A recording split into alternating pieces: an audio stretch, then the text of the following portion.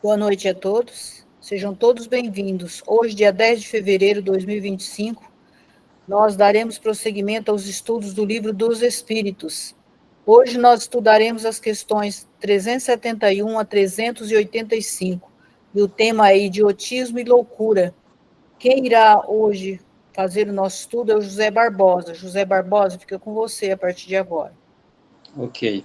Então, primeiramente, vamos elevar o pensamento ao nosso Pai Criador, para que Ele possa envolver a todos nós no seu amor infinito, que essas ondas de energia possam nos trazer compreensão desses ensinamentos, que nós possamos cada vez mais nos aperfeiçoarmos, fazendo a nossa transformação interna.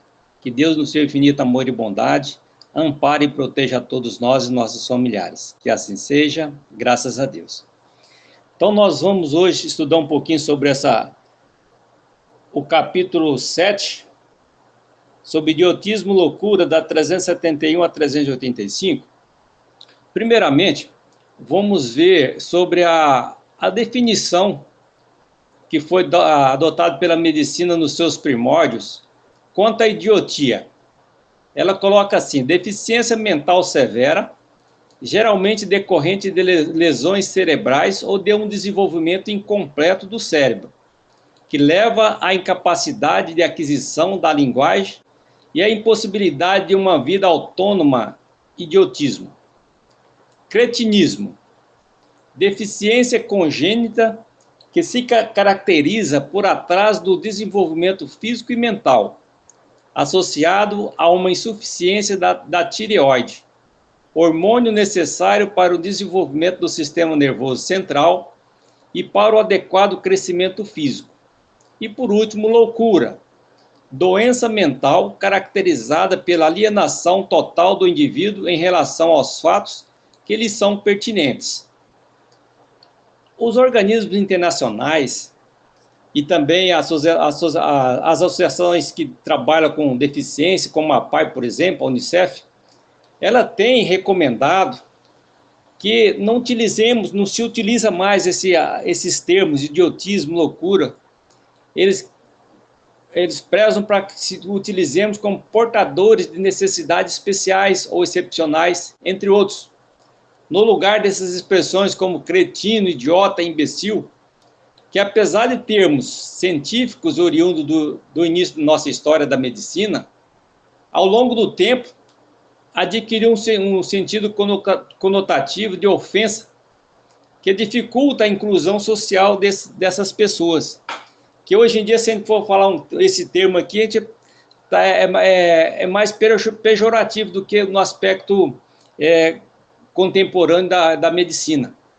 Então, por isso que nós vamos agora ver o que realmente o Livro dos Espíritos vem a nos informar por que nascem as pessoas com essas funções. Na pergunta 371, nos diz assim: tem fundamento a opinião segundo a qual os cretinos e os idiotas têm uma alma de natureza inferior? Será que eles realmente que nasceram nessa condição têm alma inferior? Aí os espíritos vêm nos elucidar da seguinte forma: não, eles não têm uma alma humana, eles têm uma alma humana muitas vezes mais inteligente do que pensais, e que sofre a influência dos meios de que dispõe para se comunicar, do mesmo modo que o mudo sofre a de não poder falar. Ou seja, essas pessoas que estão nessas condições é temporária, nessa presente encarnação. Tipo um freio, porque essas pessoas muitas vezes são muito inteligentes, que usaram a sua inteligência de maneira inadequada. Aí vieram nessas condições. Ou seja, eles não são inferiores. Muitas vezes muito mais inteligentes do que nós pensamos. Aqui no mundo maior, tem um relato de um ser, do menino, que nasceu mais ou menos nesse estado aí. Vou contar para vocês aqui. O menino estava numa câmara muito magro, doentinho, repousava, choramingando. Cercava ele duas entidades, tão infelizes quanto ele. Pelo aspecto que apresentava o menino enfermo, inspirava piedade às entidades. O menino era paralítico de nascença, primogênito de um casal aparentemente feliz, e contava 8 anos de idade na existência nova. Ele não falava, não andava, não chegava a sentar-se, via muito mal, quase nada ouvia da esfera humana. Psicamente, porém, tinha a vida um sentenciado sensível, a cumprir severa pena, lavrada em verdade por ele próprio. Ou seja, esse ser que reencarnou nessa família, há quase 2 séculos, ele decretou a morte de muitos compatriotas numa insurreição civil. Valeu da desordem política, administrativa, para vingar-se de desafetos pessoais, semeando ódio, ruínas. Por isso ele viveu nas regiões inferiores, apartado da carne, inominável suplício, pelo que ele fez. No entanto, inúmeras vítimas, portanto, lhe perdoaram o crime. Muitos seguiram obstinado, anos afora. Tanto é que só sobrou 2 obsessores. De todos os crimes que ele praticou, só 2 que continuavam junto a ele. Então nós vemos que o espírito não retrocede em hipótese alguma. As formas de manifestação podem sofrer degenerência, de modo a facilitar os processos regenerativos. Todo mal e todo bem praticados na vida vai impor modificações no nosso quadro representativo. Ou seja, nesse exemplo aqui, esse garoto de 8 anos, ele sofreu os males que ele praticou no passado. Então, todo mal e todo bem praticado na vida impõe modificações em nosso quadro representativo. Nosso desventurado amigo aqui nessa criança envenenou para muito tempo os centros ativos da organização perispiritual, cercados de inimigos e desafetos, fruto da atividade criminosa a que se consagrou voluntariamente, permanecendo embotado pelas sombras resultantes dos seus tremendos erros. Então aqui nós vemos que o médico divino, utilizando um corpo incurável e o amor até o sacrifício de um coração materno, dessa mãe que aceitou recebê-lo, esse casal no caso, né? Para restituir o equilíbrio a espíritos eternos, a fim de que sobre as ruínas do passado possam irmanar-se para gloriosos destinos. Então, a divina sabedoria não se descuida da programação prévia de serviço nesses particular. Se encarrega a ciência de superentender o desdobramento harmonioso dos fenômenos pertinentes à zona física, a filosofia de acompanhar essa mesma ciência, enriquecendo-lhes os valores intelectuais. A religião cabe a tarefa de velar pelo desenvolvimento da alma, propiciando abençoadas luzes para a jornada de ascensão. Colaborando com os trabalhadores decididos, inúmeras legiões de auxiliares invisíveis ao olhar humano se desdobram em toda parte, socorrendo os que sofrem, incentivando os que esperam firmemente no bem, melhorando sempre. Então, isso aí é uma das causas, né? Porque as pessoas vêm nessas condições. Aí nós vamos para a pergunta 372, que ela nos diz assim: qual então o objetivo da providência, criando seres infiel, como os cretinos e os idiotas? É a pergunta 372. A providência divina nos diz assim: são espíritos em punição, que habitam corpos de idiotas. Esses espíritos sofrem pelo constrangimento que experimentam e pela impossibilidade em que estão de se manifestarem por meio de órgãos não desenvolvidos ou defeituosos. Então, tem objetivo, né? Então, Deus não criou esses seres nessas condições. Então, eles estão aí sofrendo as punições pelos erros que praticaram. E a pergunta 372A, ela vem complementar a anterior. Ela faz assim, no seguinte sentido: não é exato, então, dizer que os órgãos não têm influência sobre as faculdades? Aqui a gente poderia até colocar uma velha expressão que as pessoas sempre dizem: a carne é fraca. Eu até achava que não tinha nada a ver a carne, tipo o nosso corpo, com as mazelas que a gente faz. Mas, vendo essa pergunta aqui, realmente não faz sentido falar que a carne faz sentido dizer que a carne é fraca.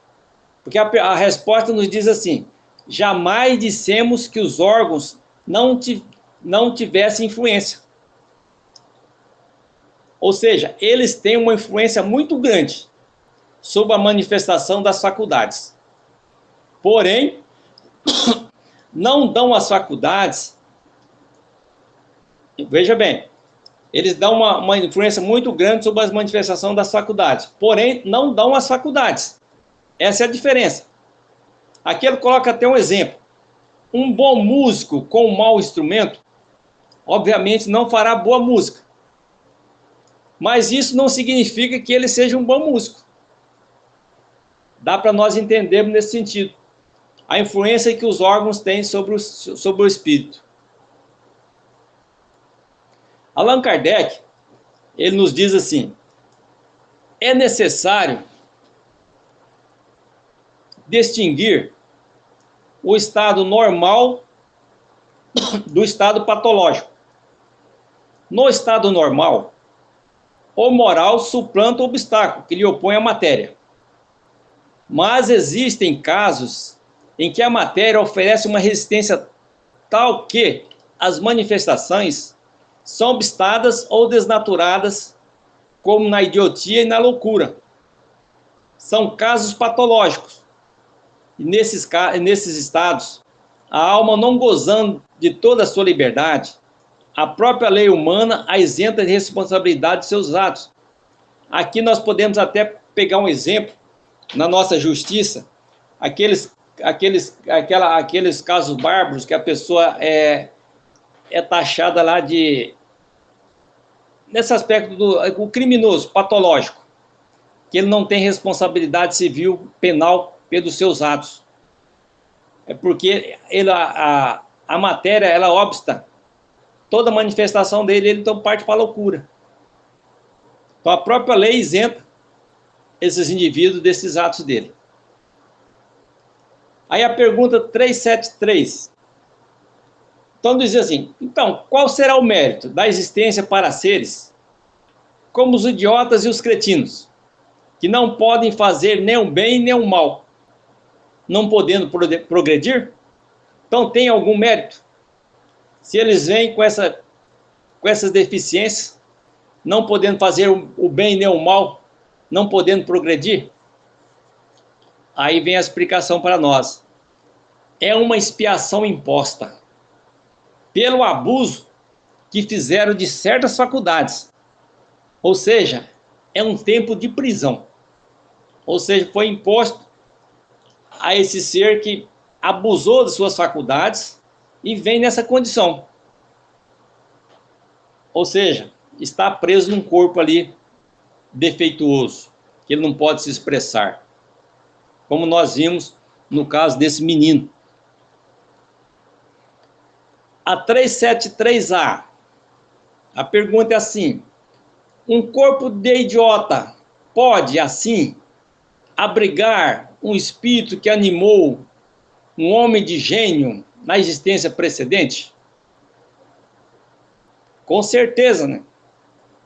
Porque muitas vezes nós vemos na nossa história aí, aquelas pessoas que eram inteligentes à beça, mas sem a moral. Era só intelecto e fizeram muitas besteiras. Então a resposta vem justamente corroborar nesse sentido. Então ele coloca, sim, o gênio, às vezes, torna-se um flagelo quando dele se abusa. Ou seja, usa suas faculdades de maneira, a inteligência, para tripudiar, dizer assim, sobre os demais. Aí Kardec nos vem mostrar novamente, a superioridade moral não está sempre em razão da superioridade intelectual. Isso nós vemos sempre. Tem vários exemplos na nossa sociedade. E os maiores gênios podem ter muito a espiar.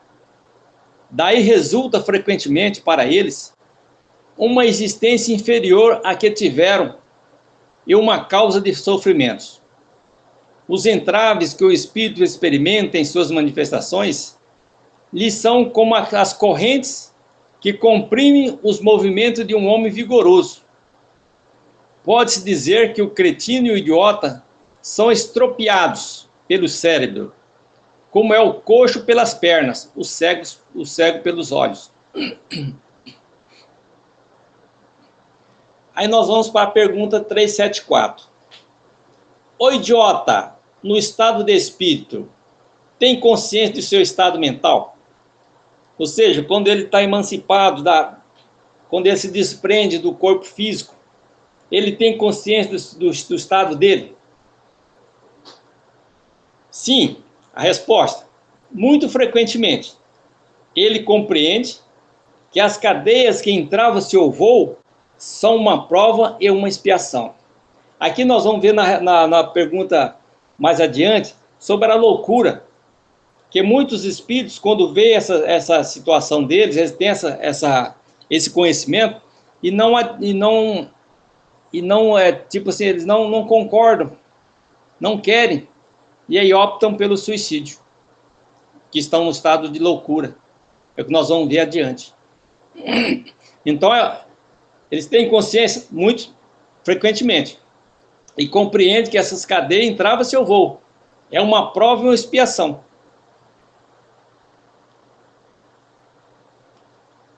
A 375, ela nos diz assim, qual é a situação do espírito na loucura?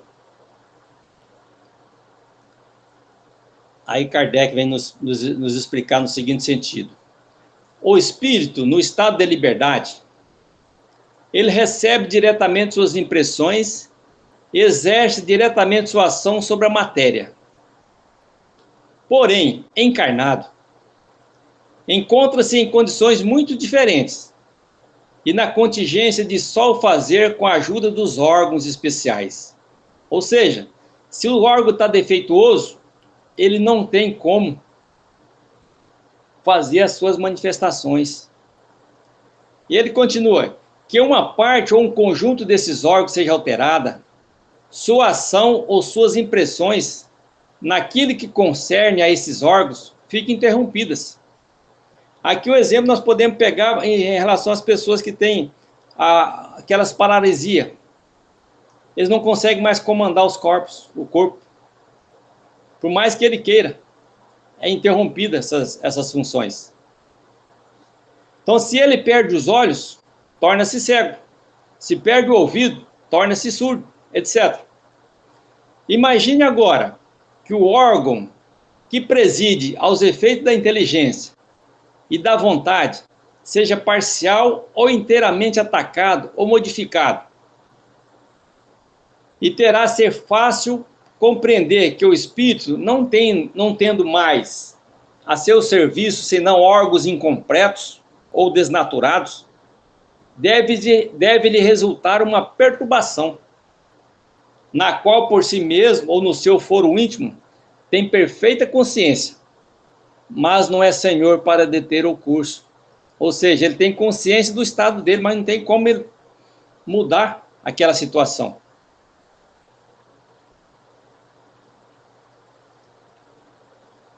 A 375A, ela diz assim: é então sempre o corpo e não o espírito que está desorganizado? Kardec nos diz: sim, mas é preciso não perder de vista que, do mesmo modo que o espírito atua sobre a matéria, esta reage sobre ele, em uma certa medida, e que o espírito pode se encontrar momentaneamente impressionado pela alteração dos órgãos, pelas quais se manifesta e recebe suas impressões. Pode acontecer que o tempo, quando a loucura durou bastante, a repetição dos mesmos atos acabe por ter sobre o espírito uma influência da qual não se livra senão depois de sua completa separação de todas as impressões materiais. Ou seja, mesmo após o desencarne desse ser que está nessa condição, ele vai levar um bom tempo, até se separar de todas as impressões que a matéria impregnou o seu espírito, que demorou muito tempo naquele estado. Então não é de imediato, após ele estar nessa situação, desencarnou, ele já vai recobrar a sua plenitude. Vai demorar um tempo, se durou muito tempo essas impressões que a matéria, o estado que ele permaneceu na Terra, demora um pouquinho para ele se libertar de tudo isso. É a 376. Por que motivo a loucura leva algumas vezes ao suicídio, o ser a suicidar-se? É o que nós falamos antes. Porque o espírito, ele sofre o constrangimento que experimenta. Aquele constrangimento de não poder se expressar, de estar amarrado. É como se estivesse amarrado na carne, na matéria. E com a impossibilidade que se encontra de se manifestar livremente, ele busca na morte um meio de romper os seus laços. E que nós sabemos que também muitas vezes aí não vai romper nada, né? Vai agravar mais a situação dele.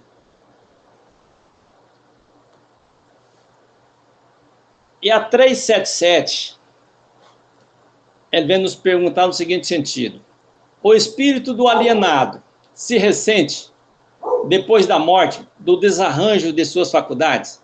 Ele fica ressentido que quando ele partir para o plano espiritual, ele fica ressentido do que ele passou aqui como encarnado, preso. Aí nos diz assim: ele pode sentir algum tempo depois da morte. É o que foi falado na pergunta anterior, na resposta anterior. Até que esteja completamente desligado da matéria. Como o homem que acorda se ressente algum tempo da perturbação em que o sono mergulha.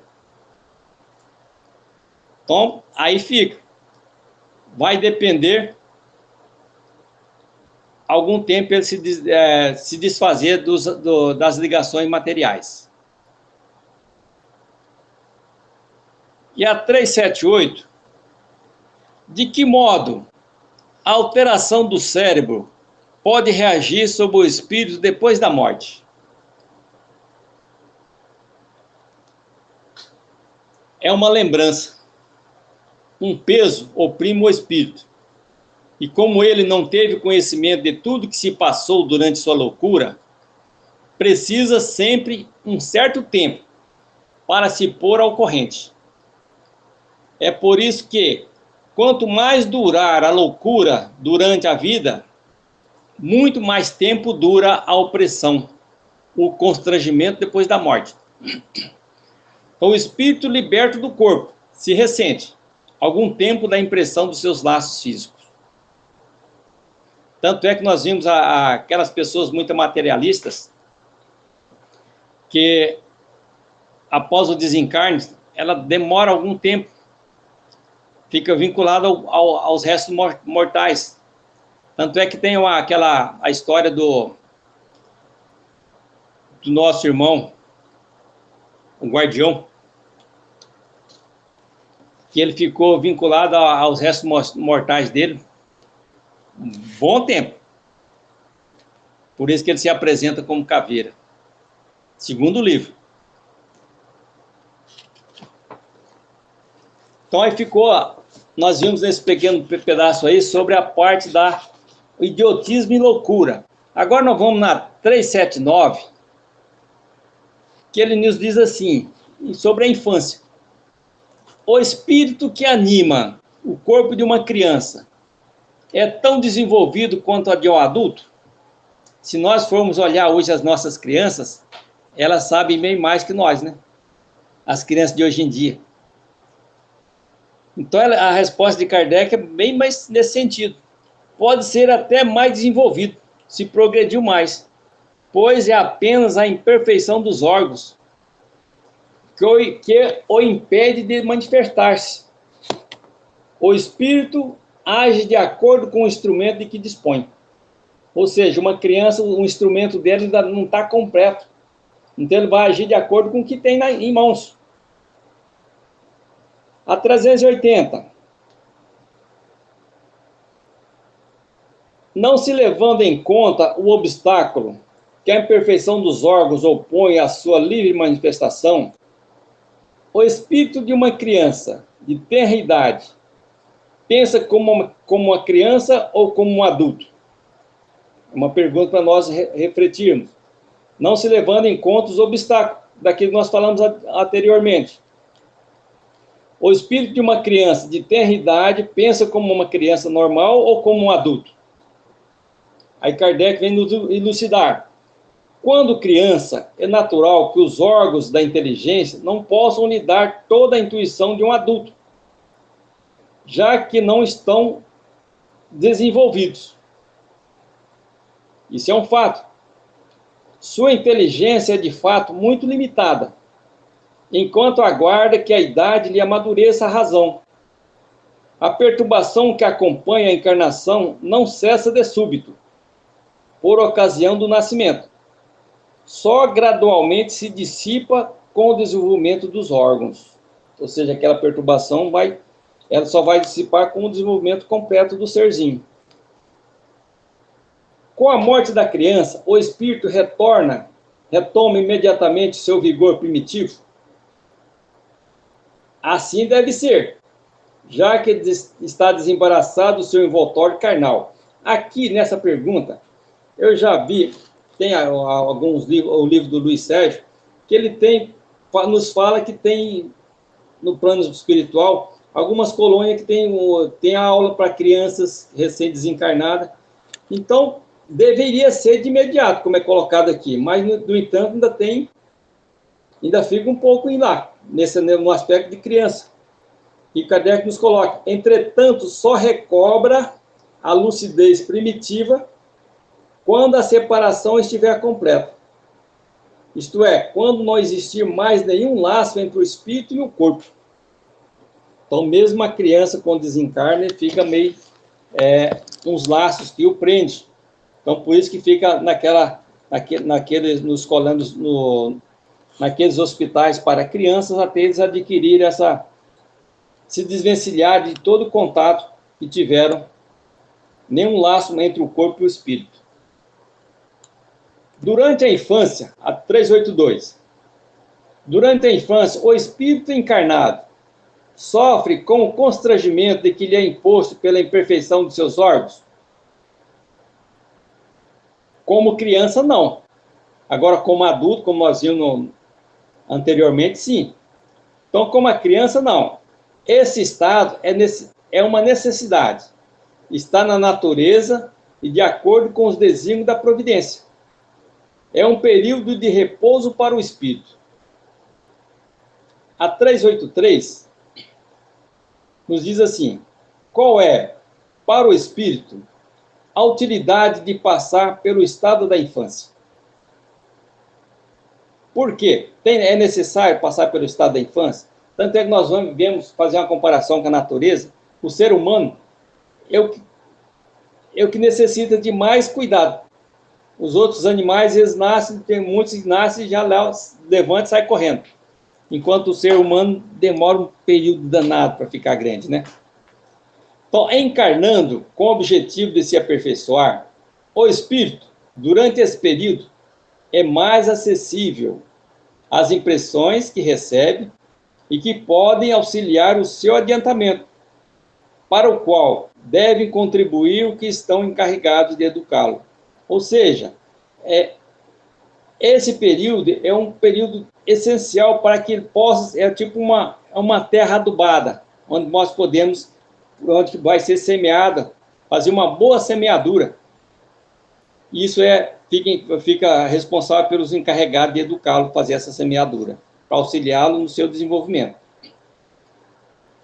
A 384. Porque a primeira manifestação da criança é o choro? Essa pergunta aqui eu não tinha visto ainda nenhum comentário sobre ela. Aí Kardec nos coloca aí, por que a criança chora? A medicina fala que é pela falta de ar, mas vamos ver aqui o que os espíritos nos dizem. Para estimular o interesse da mãe e provocar os cuidados que lhes são necessários. Não compreendes que, se suas manifestações fossem todas de alegria, quando ainda não sabe falar, pouco se inquietariam com as suas necessidades. Admirai, pois, em tudo a sabedoria da providência. A 385, para nós encerrarmos. Qual a razão da mudança que se opera no caráter do indivíduo em certa idade, especialmente ao sair da adolescência?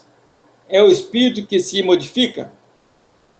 Então nós sabemos que a criança, ela vai estar completamente, dizer assim, encarnada, não é nos primeiros anos, ela é gradual, ela vai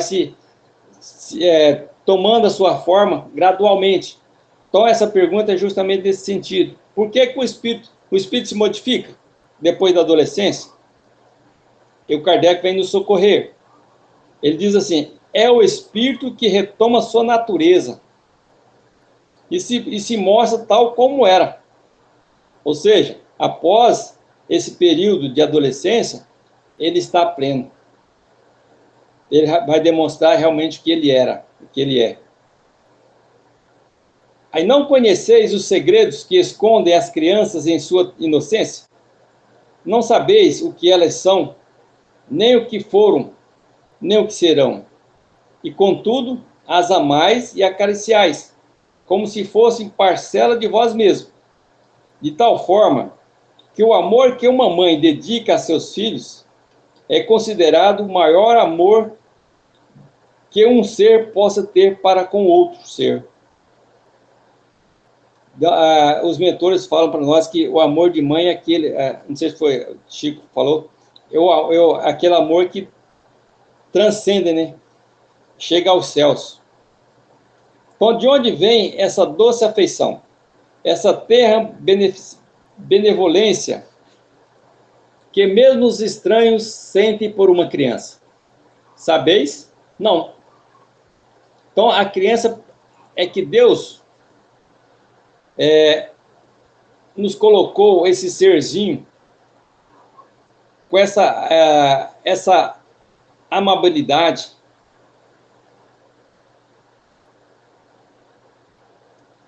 a fragilidade dos primeiros anos os torna brandos, acessíveis aos conselhos de experiência, dos que devem fazê-los progredir.